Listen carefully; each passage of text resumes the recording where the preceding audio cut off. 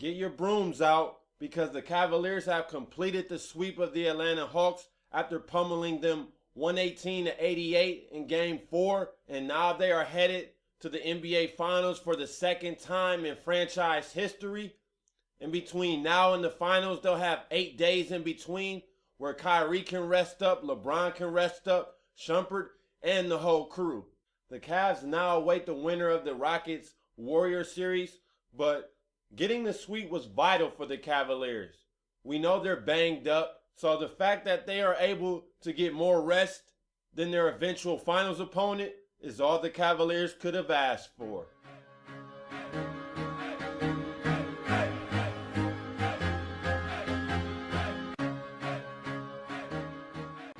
Welcome back to the Best Damn Sports Blog.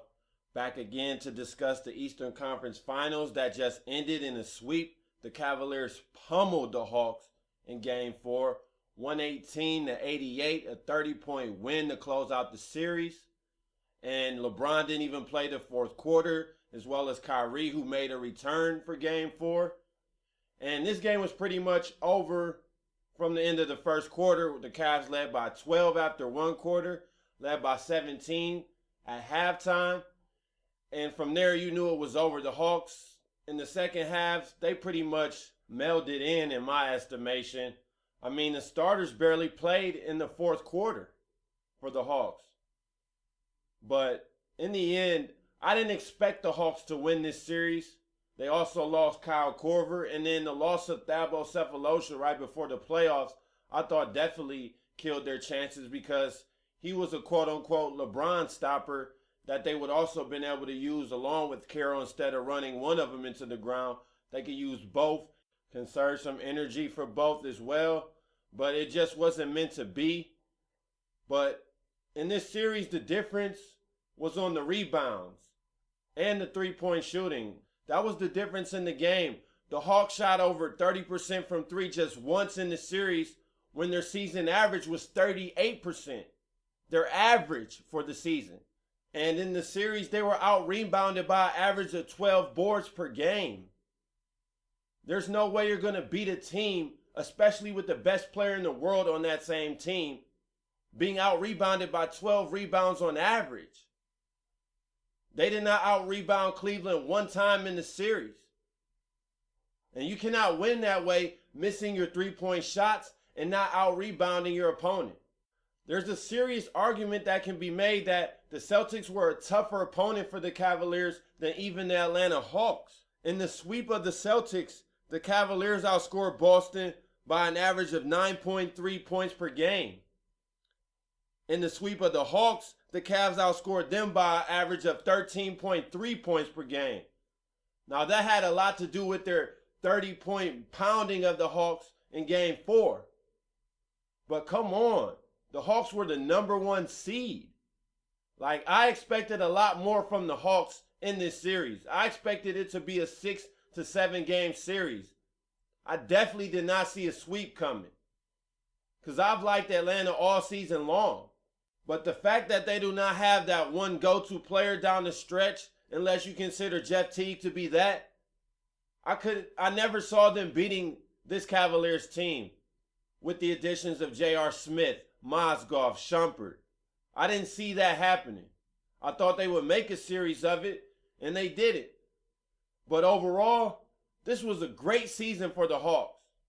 No one, I mean absolutely no one predicted they would finish first in the East, win 60 games, and also make it to the Eastern Conference Finals. Not to mention they were 22-8 against the West this season. So they weren't just some walkovers. Now, they got walked over by the Cavaliers in this series, but that's a whole different story. This is a great stepping stone for the Hawks going forward. Their fans, front office, and the players should be proud of what they accomplished this season.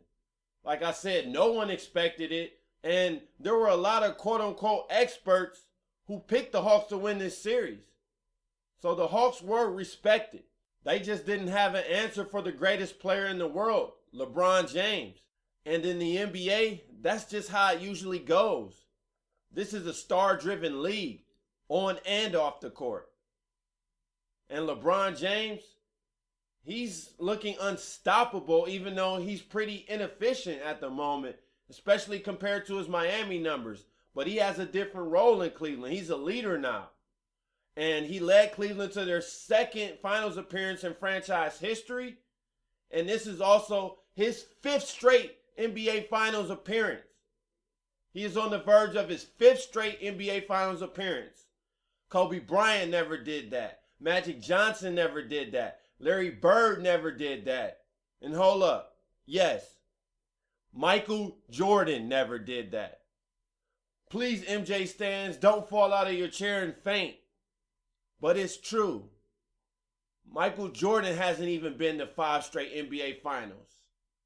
Now you can point to LeBron's current record is 2-3 in the NBA finals and Jordan is 6-0. But that's a tremendous feat for LeBron James. Something Magic, Bird, Kobe, nor Jordan can say. I think that shows LeBron's dominance is up there with Michael Jordan. I won't say it's past it, but his dominance is right there with Michael Jordan, the greatest ever. Whatever has been thrown at LeBron James in these playoffs, he's been able to overcome, him and his teammates, because Tristan Thompson has been clutch, J.R. Smith has been clutch. Everybody on this Cavaliers roster that gets minutes are doing positive things. That's why I give them a chance in the NBA Finals. In a later podcast, I'll give you a full-on prediction of the NBA Finals. But I give this Cavs team pretty much a 50-50 shot, whether it's against Houston or Golden State. They're combined 1-3 against both teams, with their one win coming against the Warriors. But this Cavaliers team is starting to look like a team of destiny. The trades they made for J.R. Smith and Iman Shumpert, man, it's huge. Because if they didn't have those two, I don't think they could get past Golden State, because they wouldn't have enough athleticism on the wing. And not to mention, Mozgov is key as well, because without him, the Cavaliers were just too small. Now they have an answer for Andrew Bogut or Dwight Howard. Now, I'm not saying he can go toe-to-toe with them and match them. I'm saying he can protect the rim, and offensively, he isn't the worst. He's far from the best, but he's not the worst. He can give you 10 points on a given night. And that's not even necessarily what they need.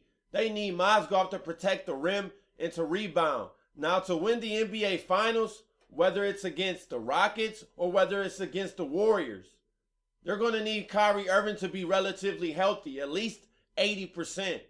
So, although some people were complaining that he got in there in Game 4, I like the idea of playing Kyrie in Game 4 against the Hawks in a closeout game. It allows him to rebuild confidence, and there's nothing like getting out there and playing.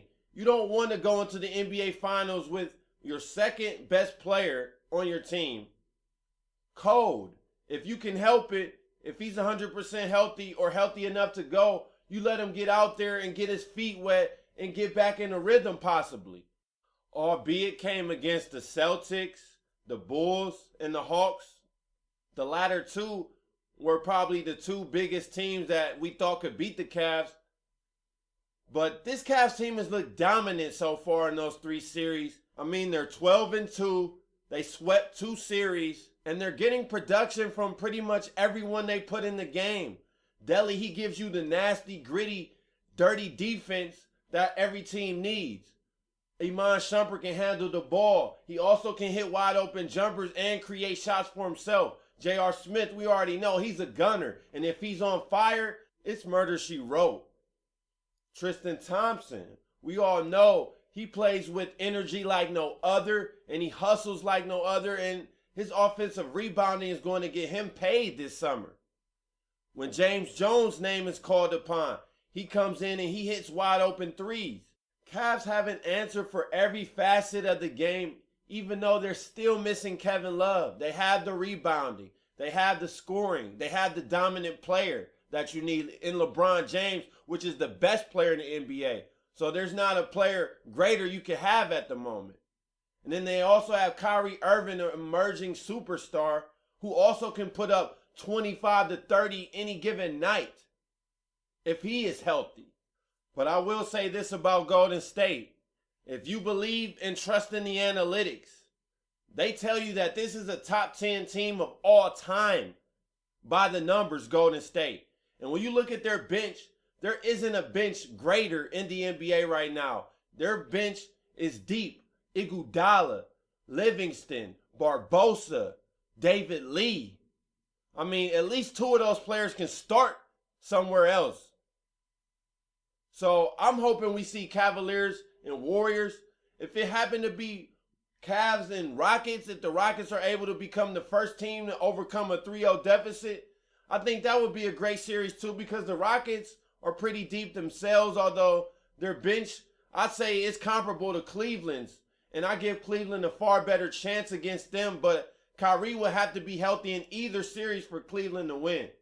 These playoffs have been pretty much uneventful, but I expect the NBA Finals to be the complete opposite. Whether it's the Warriors or the Rockets who join the Cavaliers in the NBA Finals, I think we're going to be in store for a great, entertaining brand of basketball, an up and down pace with a lot of scoring, and there's going to be great players making historic and great plays.